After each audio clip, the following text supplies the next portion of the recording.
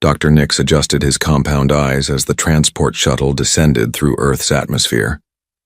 The insectoid researcher had seen dozens of worlds, but this blue planet looked remarkably ordinary from space. Too much water, he thought, clicking his mandibles in disapproval.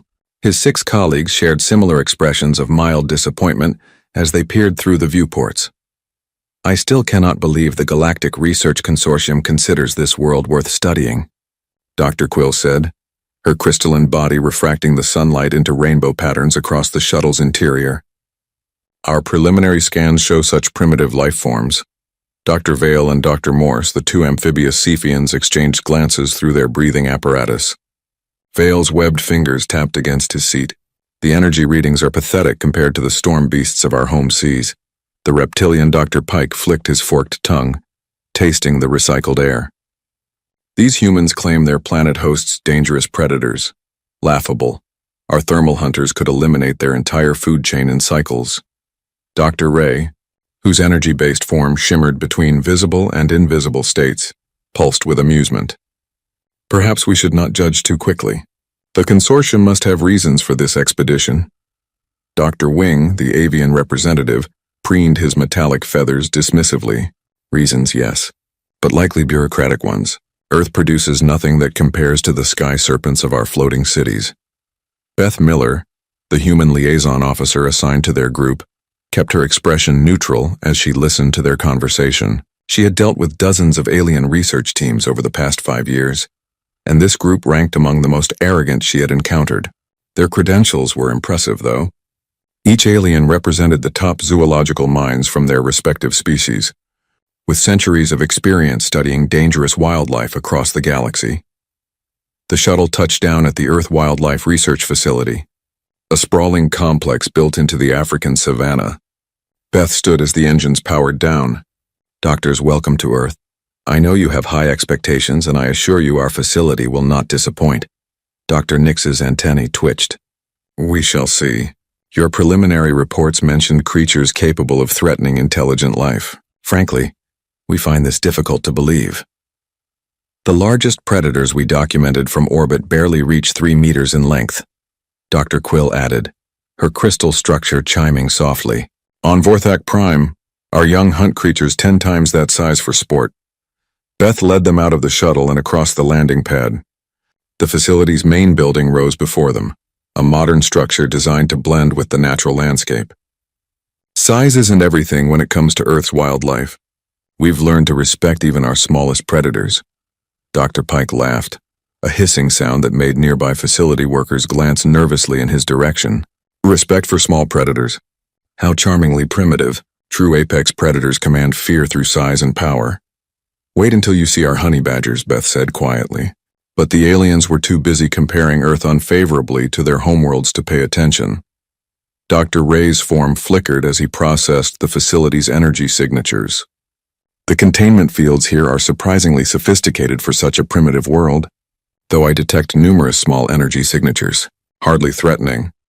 Small signatures often indicate small minds, Dr. Wing said, spreading his wings slightly. Intelligence correlates with brain mass in most species we have studied. Dr. Vale checked his moisture levels and adjusted his breathing apparatus. Our oceanic predators possess intelligence networks spanning entire continents. These land-based creatures appear isolated and simple. As they approached the facility's entrance, Beth noticed the alien scientists had already begun dismissing Earth before even seeing their first specimen. She had warned the facility director about this possibility.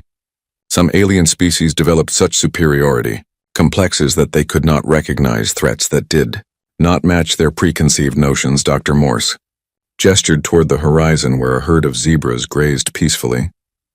Look at those striped creatures. No natural weapons, no armor, no apparent defensive capabilities. How do they survive? Through speed and herd behavior, Beth explained. But they share this ecosystem with lions, leopards, hyenas, and dozens of other predators. Lions, Dr. Nix repeated, consulting his data pad. Maximum weight 190 kilograms.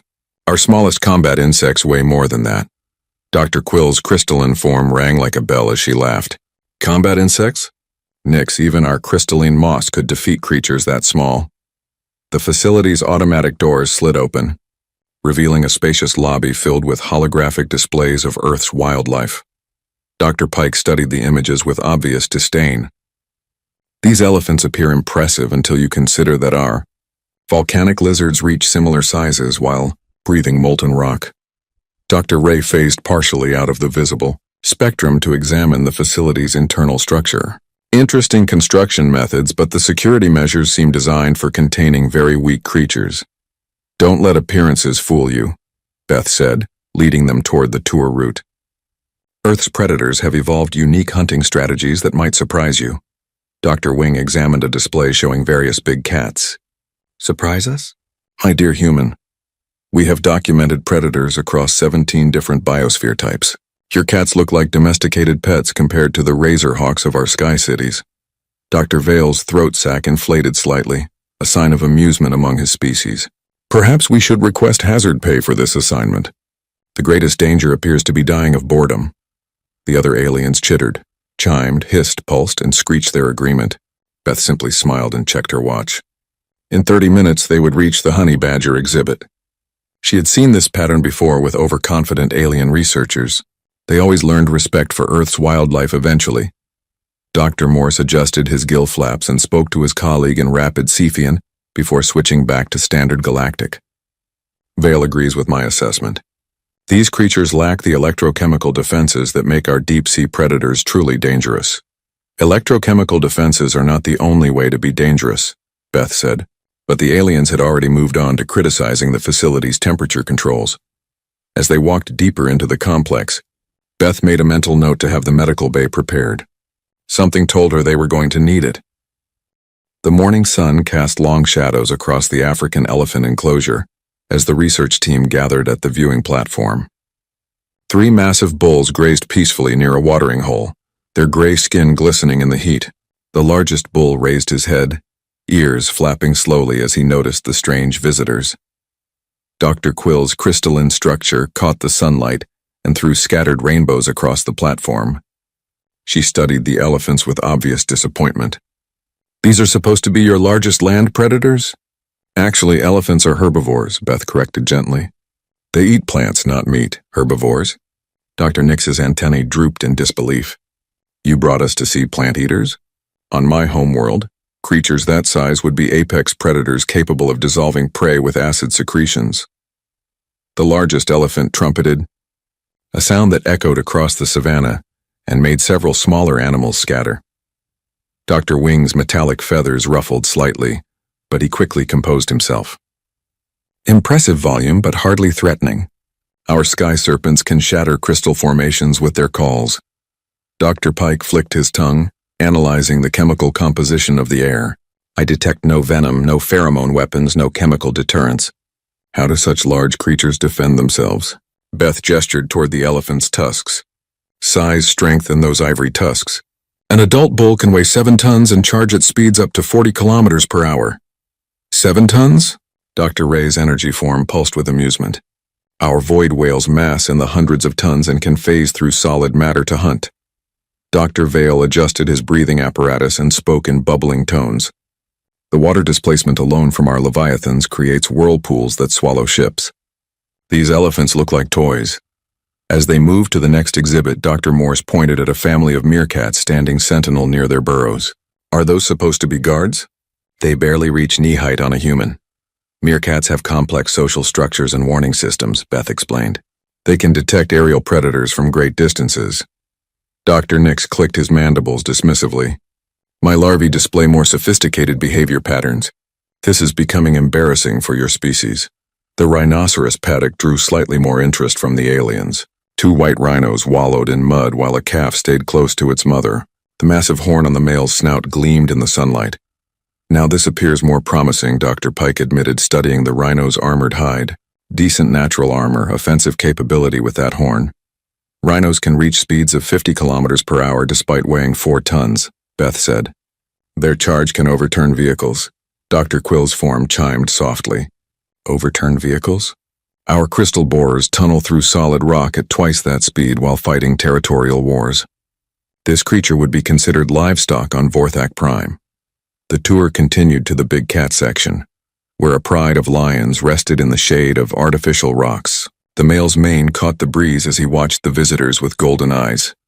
Dr. Wing studied the predator's muscular frame and retractable claws.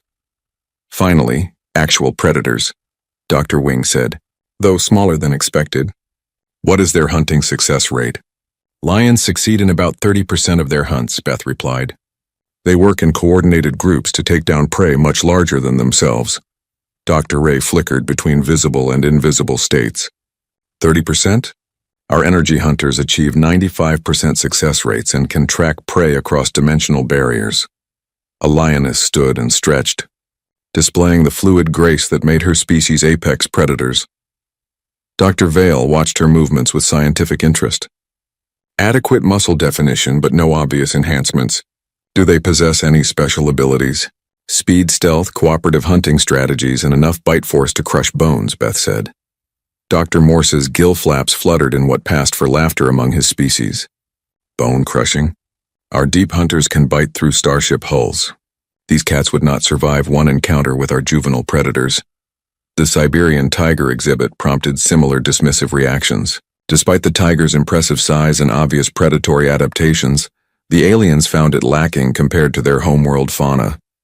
Beautiful striping pattern, Dr. Nix acknowledged. But pattern alone does not create an effective predator. Our hive hunters coordinate through quantum entanglement across light years. Dr. Pike tested the air near the tiger enclosure. I smell territorial markings, but the pheromone composition is surprisingly simple.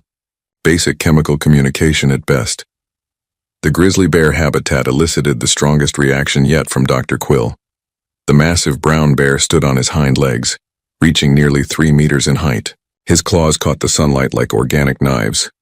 Impressive size for this world, Dr. Quill admitted, though our crystal bears reach twice that height and can manipulate gravity fields for hunting. Grizzlies have bite forces exceeding 800 pounds per square inch, Beth said. They can run faster than horses despite weighing 800 pounds. Dr. Wing preened his feathers thoughtfully. 800 pounds per square inch? Respectable for such a primitive world. Our storm eagles generate pressures measured in tons per square inch. Dr. Ray's energy form stabilized as he focused on the bear.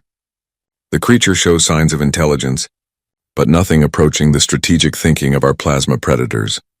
As they prepared to move toward the smaller predator exhibits, Dr. Vale turned to Beth with obvious condescension.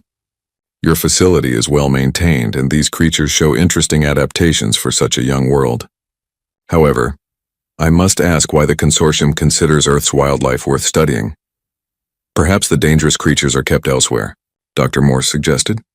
These specimens seem more suited for entertainment than research. Beth checked her schedule and smiled. Actually, we're moving to our most dangerous predators next. The venomous species and our small carnivore section. Dr. Nix's compound eyes glittered with renewed interest. Venom. Now we might see something worthwhile. Though I doubt Earth's toxins compare to the molecular acid of our tunnel hunters, or the neural disruptors of our thought eaters, Dr. Pike added, his forked tongue testing the air eagerly. Beth led them toward the reptile house, noting how the aliens' dismissive attitudes had only grown stronger with each exhibit. She wondered how they would react to seeing Earth's smaller predators. In her experience, visitors who underestimated the big cats usually learned humility quickly when they met the truly dangerous species. Dr. Quill's crystalline form rang like wind chimes as she moved. Finally, we might encounter something that justifies this expedition, though I suspect even your venomous species will prove disappointingly primitive. The human research staff they passed exchanged knowing glances and slight smiles. Beth noticed Dr. Peterson making notes on his tablet, probably recording the aliens' reactions for the facility's research database. Every visiting species provided valuable data about comparative predator psychology. As they approached the entrance to the reptile house, Beth felt a familiar mix of anticipation and concern. She had yet to meet an alien species that maintained its arrogance after seeing what Earth's smaller predators could do. The afternoon heat shimmered off the concrete pathways as Beth guided the alien research team toward the facility's most controversial exhibit. Behind reinforced barriers, 3 honey badgers moved about their artificial habitat with casual indifference to the approaching visitors. The smallest enclosure in this section housed what many considered the most dangerous animals in the entire facility. Dr. Vale paused at the information placard, his amphibious features twisting into confusion. Honey badger. Weight range 12 to 16 kilograms. Length 60 to 70 centimeters. He turned to Beth with obvious disbelief. You saved the smallest creatures for last? Size can be deceiving, Beth replied, watching as Brutus, the largest male, rolled over in the dust. His black and silver coat made him look almost cuddly compared to the massive predators they had seen earlier. Dr. Nix approached the viewing window, his compound eyes adjusting to study the three animals more closely. These appear to be some form of burrowing omnivore. Are they perhaps venomous? Do they carry infectious diseases? No venom, no diseases, Beth said. Just attitude. Dr. Quill's crystalline form chimed with laughter. Attitude? You are suggesting that temperament makes a creature dangerous? My dear human, our crystal wolves can restructure matter at the molecular level. Attitude is irrelevant when facing true predators. The second honey badger, a female named Duchess, wandered over to investigate an enrichment toy. She bit it experimentally, then proceeded to tear it apart with methodical determination. Pieces of supposedly indestructible material scattered across the enclosure floor. Dr. Wing's metallic feathers ruffled slightly. Destructive behavior toward inanimate objects hardly constitutes dangerous predation. Our storm falcons hunt through dimensional rifts while manipulating weather patterns. Dr. Pike flicked his tongue, analyzing the chemical signatures around the enclosure. I detect elevated stress pheromones from the facility staff whenever they discuss these creatures. Interesting psychological response to such small animals. Beth noticed facility worker James approaching with the afternoon feeding cart. She checked her watch and realized they had perfect timing for the daily feeding demonstration. You might want to pay attention to this. Feeding time shows their true nature. James activated the intercom system. Feeding demonstration beginning in the honey badger exhibit. All observers, please maintain safe distance from barriers. Dr. Ray's energy form pulsed with amusement. Safe distance? From creatures that weigh less than most sapient species infants. Are humans truly this cautious about everything? The third honey badger, called Mayhem, lifted her head at the sound of the food cart.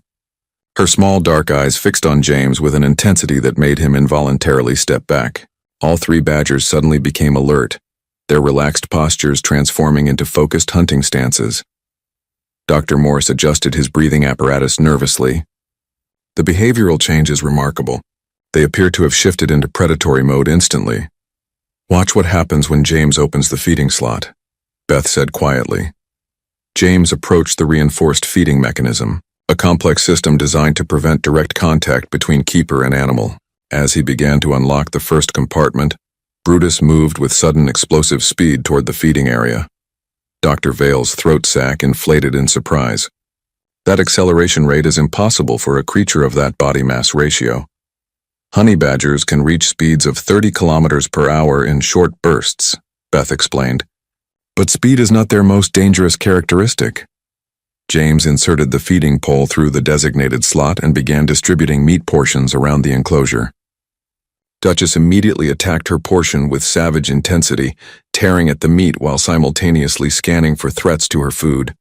Dr. Nix's antennae drooped as he watched the feeding frenzy.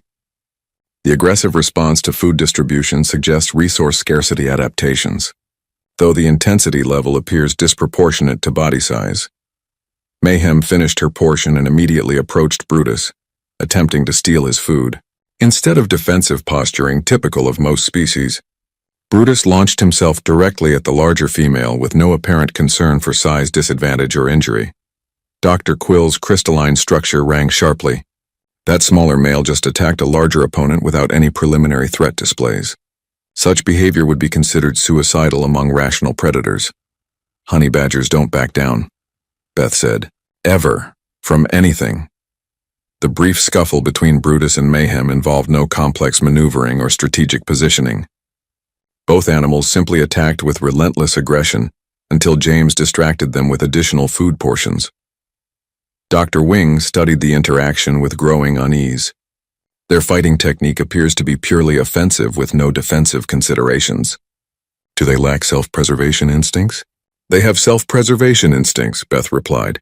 They just define self-preservation differently than most species. Dr. Ray flickered between dimensions as he analyzed the badger's energy signatures. Curious. Their bioelectric patterns show no fear responses during aggressive encounters.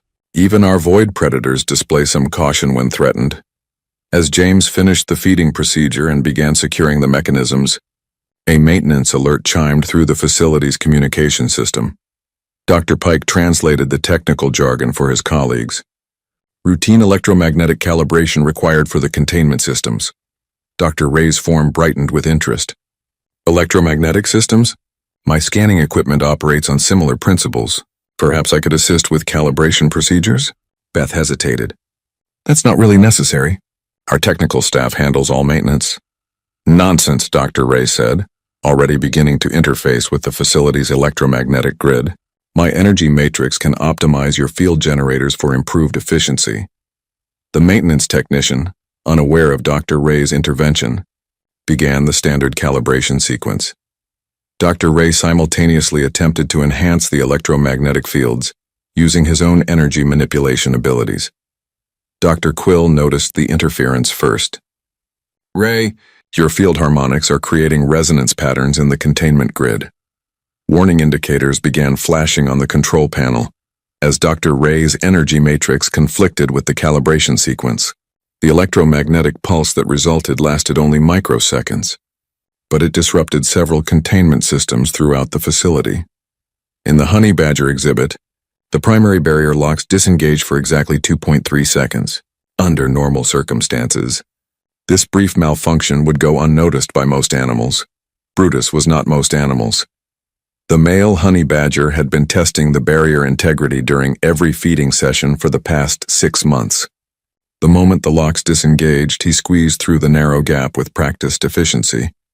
Dr. Vale pointed toward the enclosure with his webbed finger. The small predator has escaped. Beth's calm expression immediately shifted to alert concern. Everyone needs to move to the observation platform immediately. Dr. Nix's mandibles clicked dismissively. Surely a creature that small poses no significant threat to a group of sapient beings. Brutus emerged fully from the enclosure and surveyed his expanded territory with obvious satisfaction. His small dark eyes fixed on the nearest alien researcher. Dr. Wing's metallic feathers caught the sunlight, making him the most visible target. Actually, Beth said, backing toward the platform steps, you should all run now. Dr. Wing laughed, a musical sound like wind chimes. Run from something the size of a domestic pet? Humans have remarkably active imaginations regarding threat assessment. Brutus tilted his head, studying Dr. Wing with the focused attention of a predator selecting prey. His lips pulled back to reveal surprisingly large canine teeth. Dr. Quill's crystalline form rang with amusement. Look at the tiny creature's threat display. How adorable, Brutus charged. Dr. Wing's musical laughter cut off abruptly, as 15 kilograms of pure aggression launched itself through the air toward his metallic form. The avian researcher's reflexes, evolved for aerial combat in his homeworld sky cities, triggered automatically. His powerful wings spread wide as he attempted to gain altitude and escape the obviously deranged creature. Earth's gravity betrayed him. On his homeworld, Dr. Wing could achieve vertical lift within milliseconds. Earth's heavier gravitational field slowed his ascent just enough for Brutus to sink his teeth into the alien's tail feathers. The honey badger's bite force, designed for cracking bones and tearing through hide, found purchase in the gaps between Dr. Wing's metallic plumage.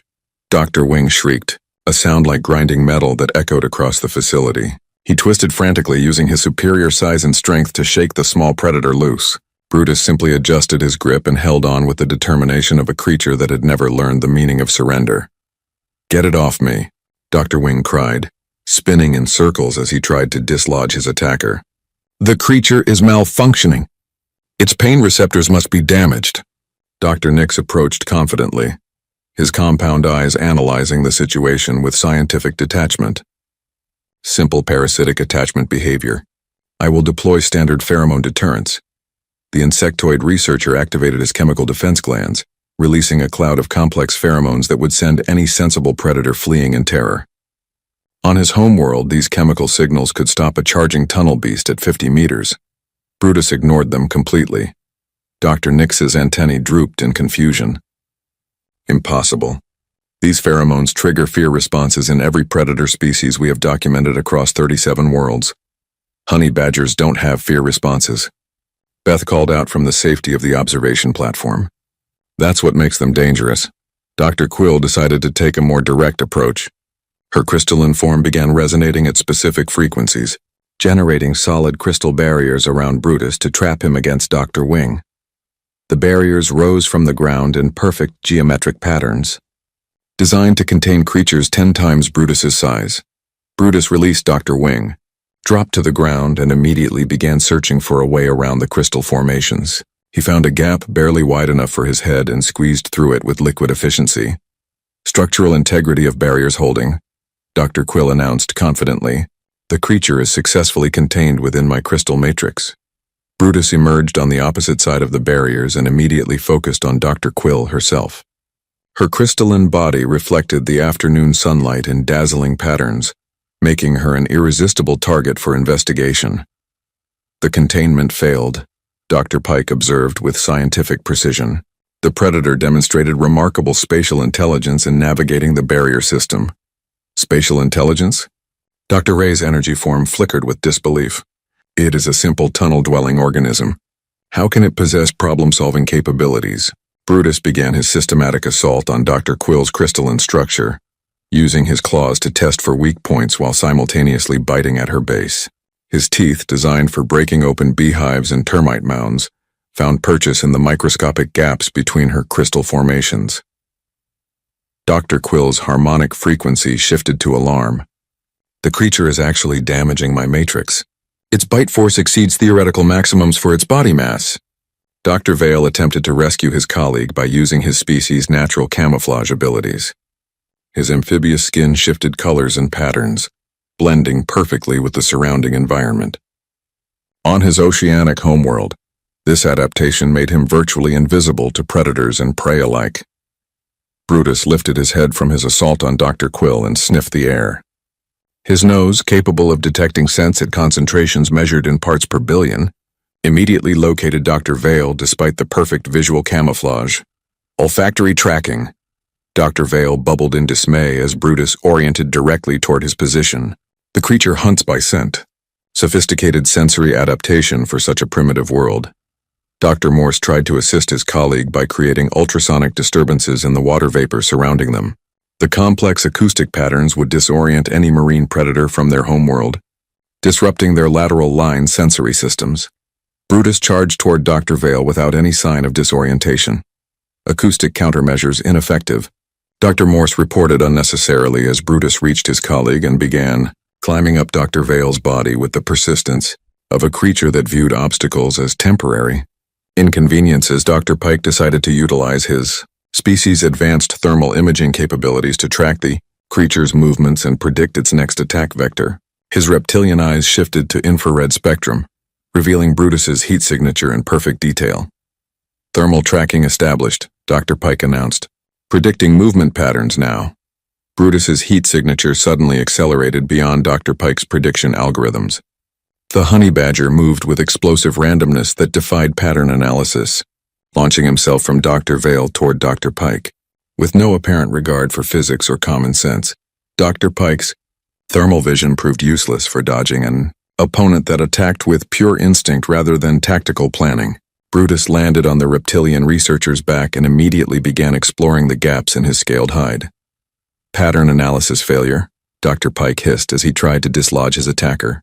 The creature's behavior follows no logical framework. It appears to be motivated purely by aggression. Dr. Ray attempted the most sophisticated defense yet. His energy-based form began phasing between dimensions, becoming partially incorporeal to avoid physical contact. Among his people, this technique made him untouchable by conventional predators. Brutus paused in his assault on Dr. Pike and studied Dr. Ray with obvious interest. The honey badger tilted his head, sniffed the air where Dr. Ray's energy signature was strongest, then bit at empty space. Somehow his teeth found purchase on Dr. Ray's partially phased form. Dr. Ray's energy matrix destabilized in shock. Impossible. The creature is affecting my dimensional state. No physical being should be capable of interacting with phased energy. Maybe honey badgers don't follow normal physical laws, Beth suggested from the platform, where she was coordinating with facility security for emergency containment procedures. Dr. Nix, Dr. Quill, Dr. Vale, Dr. Morse, Dr. Pike, and Dr. Ray found themselves in the unprecedented situation of being systematically hunted by a predator that weighed less than their individual lunch portions. Brutus moved between targets with methodical efficiency, giving each alien researcher equal attention, while completely ignoring their advanced defensive capabilities. Every attempt to deter, contain, or escape him proved equally futile. "This is impossible," Dr. Quill chimed frantically, as Brutus returned to testing her crystal matrix for structural weaknesses. "A single small predator cannot overcome 7 advanced sapient beings." "Emergency extraction requested," Dr. Wing called toward the sky, activating his species' distress beacon. "Hostile environment. Recommend full military escort for future missions." Dr. Ray flickered between dimensions rapidly, trying to find a phase state that Brutus could not somehow affect. Requesting immediate transport off-world. "This creature violates fundamental laws of predator behavior." Beth watched the chaos with the resigned patience of someone who had seen similar scenes many times before. Facility workers gathered on nearby platforms, taking careful notes and recording video footage for the research database. "Should we intervene?" asked Dr. Peterson, the facility's head veterinarian. Beth checked her watch. "Give it another hour. Brutus will lose interest eventually." They always do. Below on the pathway, 7 of the galaxy's most distinguished zoologists continued their desperate attempts to escape a single Earth predator that weighed less than most sapient species' carry-on luggage. Brutus pursued his new research subjects through 3 different facility sections, with the methodical determination of a creature conducting his own scientific study. The honey badger appeared to be testing each alien's defensive capabilities, systematically, taking careful note of which strategies worked and which failed miserably. Dr. Vale reached the Aquatic Research Center first, his amphibious nature giving him an advantage in aquatic escape attempts. The Cephian researcher dove into the main observation tank, a massive pool designed for studying marine predator behavior.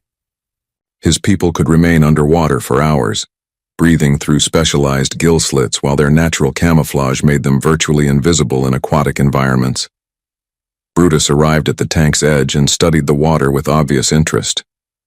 Dr. Vale floated motionlessly 15 feet below the surface, confident that his camouflage and aquatic adaptation would finally provide safety from the relentless predator. The honey badger sat down and began waiting. "Waiting behavior observed, Doctor," Nix reported through his communicator while hiding behind a maintenance shed. "The predator demonstrates patience and tactical thinking. This contradicts initial behavioral assessments." Dr. Vale's confidence began eroding as minutes passed. Brutus showed no signs of losing interest or seeking other prey. The honey badger occasionally shifted position around the tank's perimeter, but maintained visual contact with the general area where Dr. Vale hid beneath the surface. "Subject appears to be tracking my location despite optimal camouflage conditions," Dr. Vale reported, his voice bubbling through his breathing apparatus. "Recommend immediate extraction from aquatic environment." "Negative." Beth's voice crackled through the facility intercom. "Brutus will lose interest if you remain stationary. Patience is key to honey badger encounters." 20 minutes later, Dr. Vale's lung capacity forced him to surface for air. Brutus immediately perked up, having tracked the Cephian's location through means that defied current understanding of terrestrial predator capabilities. Dr. Vale submerged again quickly, but the damage was done. Brutus now knew exactly where his prey was hiding and settled in for a longer wait. Meanwhile, Dr. Morse attempted his own escape through the facility's ventilation systems. His species' flexible bone structure allowed him to squeeze through spaces barely half his normal body width. The ventilation shafts provided perfect concealment and multiple escape routes. Brutus appeared in the ventilation system 17 minutes later. How did it access the ductwork? Dr. Morse bubbled frantically as he crawled through increasingly narrow passages. The entry points require manual tool operation. Security footage later revealed that Brutus had simply torn through the ventilation grating with his claws, treating the reinforced metal like paper. His compact body proved ideally suited for ductwork navigation, and his natural digging instincts made him far more comfortable in confined spaces than his alien prey. Dr. Morse emerged from an air vent in the facility's eastern wing, only to find Brutus waiting for him in the corridor. The honey badger had somehow navigated the complex ventilation maze faster than a creature with detailed facility maps. Superior spatial navigation confirmed, Dr. Morse reported while backing away slowly. Recommend updating threat assessment to maximum levels. Dr. Pike had retreated to the facility's thermal regulation center, hoping that his reptilian nature would give him advantages in the high-temperature environment. His species thrived in heat that would incapacitate most other life forms, and the thermal center maintained temperatures approaching 45 degrees Celsius. Brutus entered the thermal center and immediately began exploring the superheated environment with obvious enjoyment. Honey badgers evolved for African climates found the temperature comfortable rather than challenging. Thermal advantage negated, Dr. Pike hissed as sweat began affecting his temperature regulation systems. Creature demonstrates superior heat tolerance, requesting immediate relocation to cooler environment. Dr. Pike's retreat led him to the facility's cryogenic storage areas, where biological samples were maintained at sub-zero temperatures.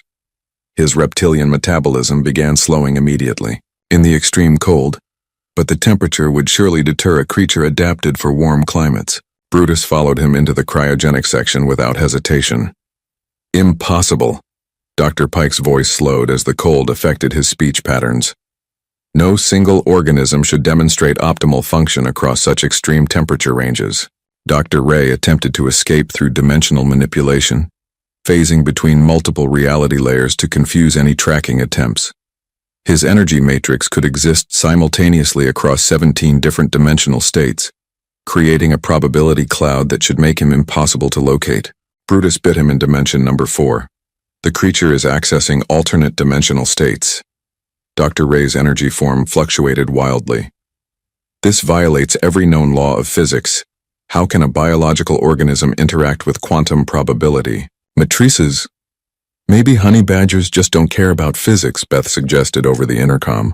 Dr. Wing had taken refuge on the facility's highest observation tower, using his flight capabilities to reach areas no ground-based predator could access.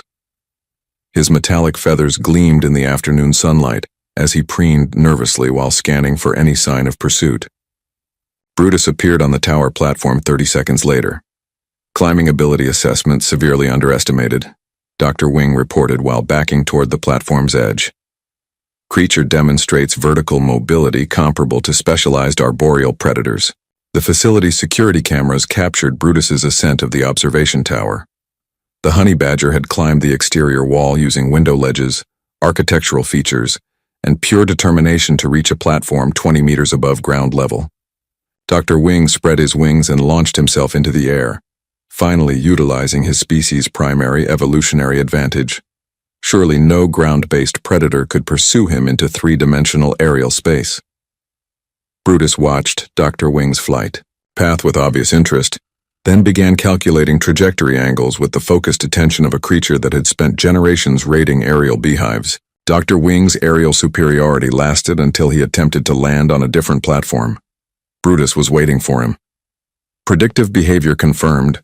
Dr. Wing's voice reached unprecedented pitch levels. The creature anticipated my flight pattern and positioned itself accordingly. This suggests intelligence levels far exceeding initial estimates. Dr. Quill had taken refuge in the facility's geological laboratory, surrounding herself with crystal formations that resonated at frequencies designed to disorient organic nervous systems. The harmonic patterns would overwhelm any biological creature's sensory processing capabilities.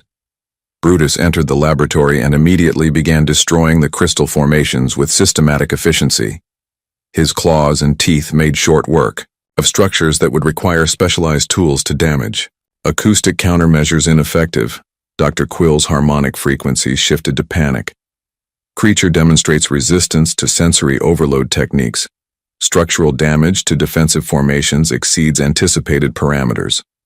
Dr. Nix had barricaded himself in the facility's entomology lab, confident that his intimate knowledge of insect behavior would help him understand and counter the honey badger's hunting strategies. His compound eyes tracked every movement as Brutus approached the laboratory entrance. Behavioral analysis in progress, Dr. Nix reported, observing predatory patterns for defensive optimization. Brutus ignored the locked door and simply dug a hole through the wall beside it, His natural excavation abilities, designed for raiding underground termite colonies, made short work of the facility's construction materials. Structural integrity irrelevant to access capabilities, Dr. Nix observed, as Brutus emerged from his improvised tunnel. Creature treats architectural barriers as temporary obstacles rather than absolute deterrents. As the second hour of pursuit began, all 7 alien researchers found themselves herded into the facility's central courtyard. Brutus moved between them with practiced efficiency, ensuring none could escape while maintaining optimal positioning for continued harassment. "This is scientifically impossible," Dr. Quill chimed frantically. "A single predator cannot effectively hunt multiple prey targets simultaneously." "Coordinated pack hunting behavior observed," Dr. Vale bubbled. "Except the pack consists of only one individual." Beth watched from the observation platform as 7 of the galaxy's most distinguished zoologists cowered in a corner, while a single Earth predator maintained perfect territorial control over the entire courtyard. "Fascinating behavioral study," she commented to Dr. Peterson. "We should definitely include this in our next research publication." 2 hours and 14 minutes after his escape, Brutus suddenly lost interest in his research subjects. The honey badger wandered away from the cowering alien scientists with the same casual indifference he had shown before the pursuit began. He paused at a flower bed, sniffed experimentally at some decorative plants, then began rolling in the dirt with obvious contentment. Dr. Wing remained frozen in his defensive crouch for several additional minutes before daring to move. His metallic feathers, once pristine and perfectly arranged, hung in disheveled clusters that would take hours to restore. Has the creature terminated its hunting behavior? "Brutus is done," Beth confirmed, climbing down from the observation platform. "Honey badgers have short attention spans for anything that doesn't involve food or territory disputes." Dr. Nix's compound eyes tracked the honey badger's movements with newfound wariness. The predator simply lost interest. It demonstrated sustained pursuit behavior for over 2 hours, then abandoned multiple prey targets without apparent cause. "That's normal honey badger behavior," Beth explained. "They investigate anything new in their environment thoroughly, then move on to other activities.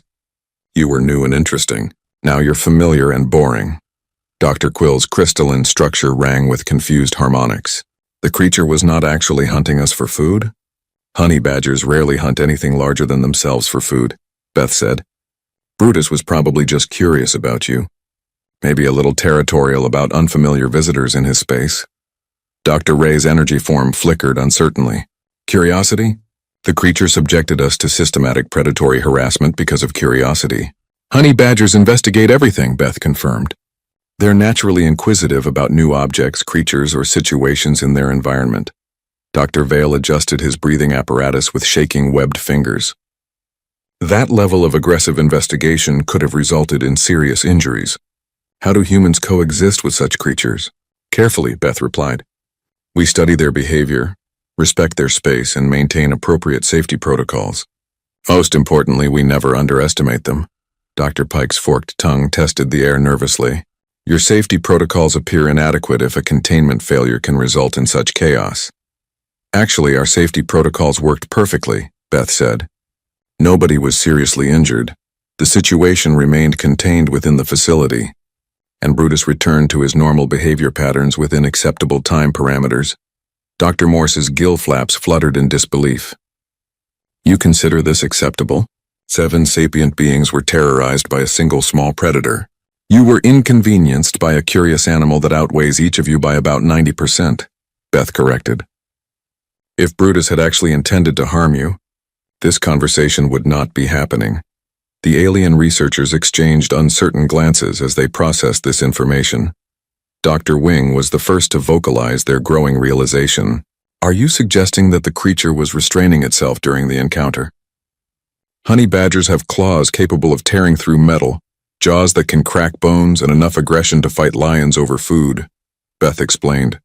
"If Brutus had wanted to hurt you, your advanced defensive capabilities would not have mattered." Dr. Nix's antennae drooped as he considered the implications. The predator was investigating rather than attacking, and it demonstrated restraint despite our defensive responses. "Brutus was being playful," Beth said. "Rough playful, but playful nonetheless.